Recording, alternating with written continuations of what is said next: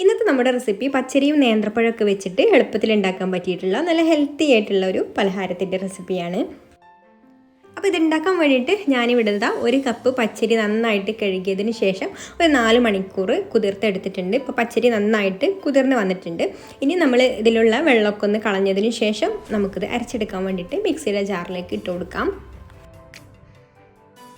എന്നിട്ട് നമുക്കിതിലേക്കൊരു 1/4 കപ്പ് തേങ്ങ ചിരവിയത് ചേർത്ത് കൊടുക്കാം. പിന്നെ ഒരു 2 ടേബിൾ സ്പൂണ് ചോറ് ചേർത്ത് കൊടുക്കുന്നുണ്ട്. ഞാനിപ്പോൾ ഇവിടെ മട്ടരിയുടെ ചോറാണ് കേട്ടോ എടുത്തിട്ടുള്ളത്. വെള്ളരി ആയാലും കുഴപ്പമില്ല, ചോറ് കൂടി പോകരുത്. 2 ടേബിൾ സ്പൂണ് മാത്രം ചേർത്ത് കൊടുത്താൽ മതി 1 കപ്പ് അരിയിലേക്ക്. ഇനി നമുക്കിതിലേക്ക് അരച്ചെടുക്കാൻ ആവശ്യമായിട്ടുള്ള വെള്ളം ചേർത്ത് കൊടുക്കാം. വെള്ളം കൂടി പോകരുത് കേട്ടോ. വെള്ളം കൂടി കഴിഞ്ഞാൽ ഇത് അരഞ്ഞ് കിട്ടാൻ ബുദ്ധിമുട്ടാവും. അപ്പോൾ അരിയുടെ ആ ഒരു ലെവലിൽ ഇത്രയും തന്നെ വെള്ളം ചേർത്ത് കൊടുത്താൽ മതി. ഇതിൽ കൂടുതൽ വെള്ളം ചേർത്ത് കൊടുക്കരുത്. ഇനി നമുക്ക് ജാറടച്ച് വെച്ചിട്ട് ഇത് നന്നായിട്ടൊന്ന് അരച്ചെടുത്തിട്ട് വരാം.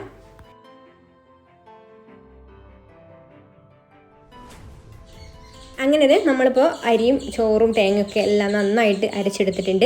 ഇനി നമുക്കിതിലേക്ക് നേന്ത്രപ്പഴം ചേർത്ത് കൊടുക്കാം. നേന്ത്രപ്പഴം ഞാനിതാ ഇതുപോലെ ഒന്ന് മുറിച്ചെടുത്തിട്ടുണ്ട്. ഒരുപാട് വലിയ നേന്ത്രപ്പഴം വേണ്ട, എന്നാൽ ഒരുപാട് ചെറിയ നേന്ത്രപ്പഴം വേണ്ട. ഒരു ഇടത്തരം സൈസിലുള്ള നേന്ത്രപ്പഴമാണ് കേട്ടോ എടുത്തിട്ടുള്ളത്. അത് മുറിച്ചെടുത്തപ്പോൾ ഇത്രയാണുള്ളത്.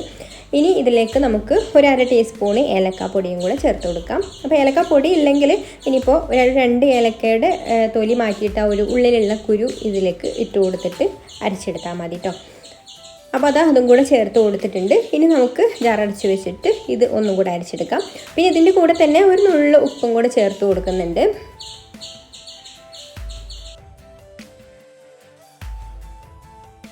അപ്പോൾ അതെല്ലാം കൂടെ നന്നായിട്ട് ഒന്നും കൂടി അരച്ചെടുത്തിട്ടുണ്ട്. ഇനി നമുക്ക് ഇതുപോലൊരു പാൻ എടുത്തിട്ടുണ്ട്, ഞാൻ ഇതിലേക്ക് ഒഴിച്ചു കൊടുക്കാം. അപ്പോൾ അത്യാവശ്യം നല്ല തിക്കായിട്ട് തന്നെയാണ് കേട്ടോ ഇപ്പോൾ ബാറ്ററി ഇരിക്കുന്നത്. നമ്മൾ പഴം കൂടെ ചേർത്ത് കൊടുത്ത് അരച്ചെടുത്തത് കാരണം. അപ്പോൾ നമ്മൾ മിക്സിയിലുള്ളതൊക്കെ പോകുന്ന കിട്ടാൻ വേണ്ടിയിട്ട് അതിലേക്ക് കുറച്ച് വെള്ളം കൂടെ ഒഴിച്ചു കൊടുത്തിട്ട് നമുക്ക് ഒന്നും കൂടെ മിക്സ് ചെയ്ത് കൊടുത്തിട്ട് ഒന്നും കൂടെ അടിച്ചെടുത്തിട്ട് ഇതിലേക്ക് ഒഴിച്ചു കൊടുക്കാം.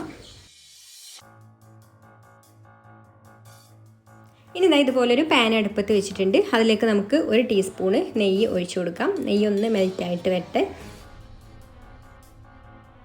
അങ്ങനെ നെയ്യൊക്കെ മെൽറ്റായി വന്നിട്ടുണ്ട്. ഇനി നമുക്കിതിലേക്ക് കുറച്ച് തേങ്ങാക്കൊത്ത് ഇട്ട് കൊടുത്തിട്ട് ഒന്ന് മൂപ്പിച്ചെടുക്കാം.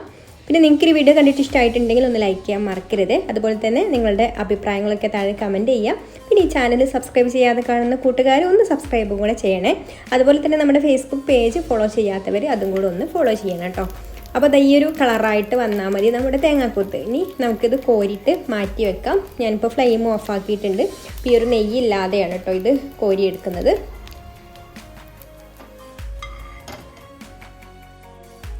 ഇനി ഞാനിവിടെ ഒരു 3 അച്ച് ശർക്കര എടുത്തിട്ടുണ്ട്. അതിലേക്ക് നമുക്കൊരു 1/4 കപ്പ് വെള്ളം ഒഴിച്ചു കൊടുക്കാം. വെള്ളം കൂടി പോകരുത്. ശർക്കര പാനിയിൽ ശർക്കര ഒന്ന് മെൽറ്റായി കിട്ടാൻ വേണ്ട വെള്ളം മാത്രം ചേർത്ത് കൊടുത്താൽ മതി. അപ്പോൾ ഞാനിത് ഒരു 1/4 ഗ്ലാസ് വെള്ളം ഇതിലേക്ക് ഒഴിച്ചു കൊടുക്കുന്നുള്ളൂ. ഇനി ഫ്ലെയിം ഓൺ ആക്കിയിട്ട് ഇതൊന്ന് മെൽറ്റാക്കി എടുക്കാം.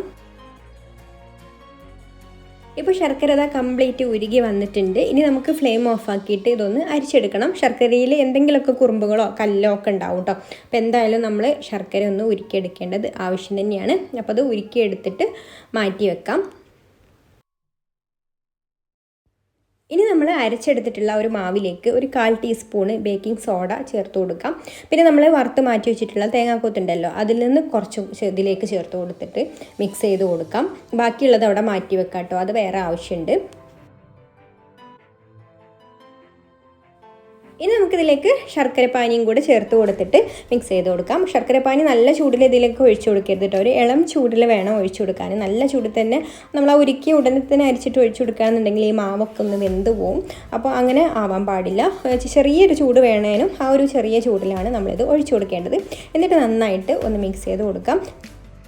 മാവ് ഒരുപാട് തിക്കാവാൻ പാടില്ല കേട്ടോ. ഇതുപോലെ കുറച്ചൊരു ലൂസായിട്ടുള്ള മാവാണ് നമുക്ക് വേണ്ടത്.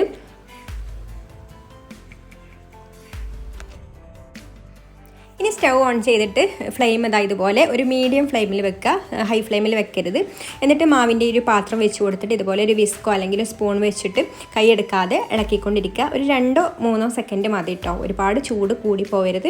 ചെറിയൊരു ചൂടാക്കി എടുത്താൽ മതി. പിന്നെ ശർക്കരപ്പാനി ഒരു ഇളം ചൂടിലാണ് നമ്മൾ ഒഴിച്ചു കൊടുത്തത്. അപ്പോൾ അതിൻ്റെ ചെറിയൊരു ചൂടും കൂടെ ഉണ്ടാവും. അപ്പോൾ ഒരു 2 സെക്കൻഡൊക്കെ മതിയാവും കേട്ടോ. അങ്ങനെ ഒന്ന് നന്നായിട്ട് ഇളക്കി കൊടുക്കുക. നമ്മൾ ജസ്റ്റ് ഒന്ന് നമുക്ക് കൈ വെച്ച് നോക്കിയാൽ അറിയാൻ പറ്റും മാവിൻ്റെ ചൂട്. അപ്പോൾ ഒന്ന് ചൂടായിട്ട് കഴിഞ്ഞാൽ നമുക്കത് മാറ്റി വെക്കാം.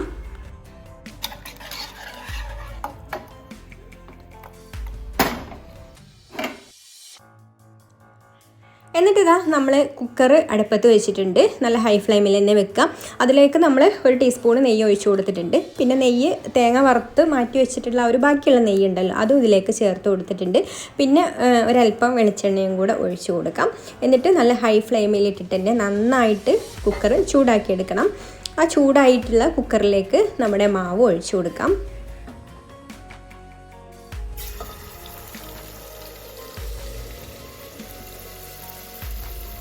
ഇനി നമുക്കിതിൻ്റെ മുകളിലായിട്ട് നമ്മൾ നേരത്തെ മാറ്റി വെച്ചിട്ടുള്ള ഒരു തേങ്ങാക്കൊത്തുകളുണ്ടല്ലോ അതും കൂടെ ഇതുപോലെ ഇട്ട് കൊടുക്കാം. എന്നിട്ട് കുക്കർ അടച്ച് വെച്ചിട്ട് ലോ ഫ്ലെയിമിൽ ഇട്ടിട്ട് കുക്കറിൻ്റെ അടച്ച് വെക്കുമ്പോൾ കുക്കറിൻ്റെ വെയിറ്റ് മാറ്റി വെക്കണം കേട്ടോ. വെയിറ്റ് മാറ്റി വെച്ചിട്ട് വേണം കുക്കർ അടച്ച് വെക്കാൻ. എന്നിട്ടൊരു 10 മിനിറ്റ് കുക്ക് ചെയ്തെടുക്കാം. പിന്നെ ഇത് വേവുന്നതിൻ്റെ ടൈം കുക്കറിനനുസരിച്ചിട്ട്, അതായത് കുക്കറിൻ്റെ വലുപ്പത്തിനനുസരിച്ചിട്ടൊക്കെ മാറ്റം വരും. ഇതിപ്പോൾ ഞാൻ 5 ലിറ്ററിൻ്റെ കുക്കറാണ്, അതുകൊണ്ട് തന്നെ അധികം ഹൈറ്റ് ഇല്ലാത്ത ഒരു അപ്പമായിട്ടാണ് നമുക്ക് കിട്ടിയിട്ടുള്ളത്. അപ്പോൾ 10 മിനിറ്റിനുള്ളിൽ തന്നെ വെന്ത് കിട്ടിയിട്ടുണ്ട് കേട്ടോ. അപ്പോൾ ഞാൻ 10 മിനിറ്റ് കഴിഞ്ഞപ്പോൾ ഞാനൊന്ന് തുറന്ന് നോക്കിയിട്ടുണ്ട്. ഇനി നമുക്ക് ഒരു പപ്പട സ്റ്റിക്ക് വെച്ചിട്ട് ഇതിൻ്റെ നടുഭാഗത്തൊന്ന് കുത്തി നോക്കാം. അപ്പോൾ അതാ കണ്ടല്ലോ, ഇതിൽ മാവൊന്നും പറ്റി പിടിച്ചിട്ടൊന്നുമില്ല. അപ്പോൾ ഇത് റെഡിയായി വന്നിട്ടുണ്ട്. ഇനി നമുക്കിത് ചൂടാറിയതിന് ശേഷം വേണം ഇതിൽ നിന്ന് എടുക്കാൻ. നന്നായിട്ട് ചൂടാറി കഴിഞ്ഞാലേ ഉള്ളൂ നമുക്ക് നല്ല കറക്റ്റായിട്ട് ഇതിൽ നിന്ന് എടുക്കാൻ പറ്റുള്ളൂ. അപ്പോൾ ഇത് ചൂടാറാൻ വേണ്ടിയിട്ട് കുറച്ച് സമയം മാറ്റി വെക്കാം.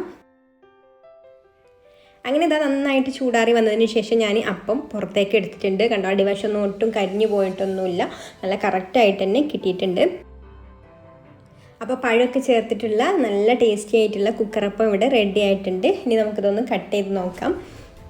അപ്പോൾ എല്ലാവർക്കും ഈ ഒരു റെസിപ്പി ഇഷ്ടമായിട്ടുണ്ടാവുമെന്ന് വിചാരിക്കുന്നു. അപ്പോൾ ഇനി മറ്റൊരു നല്ല റെസിപ്പിയുമായിട്ട് അടുത്ത വീഡിയോയിൽ കാണാം. താങ്ക്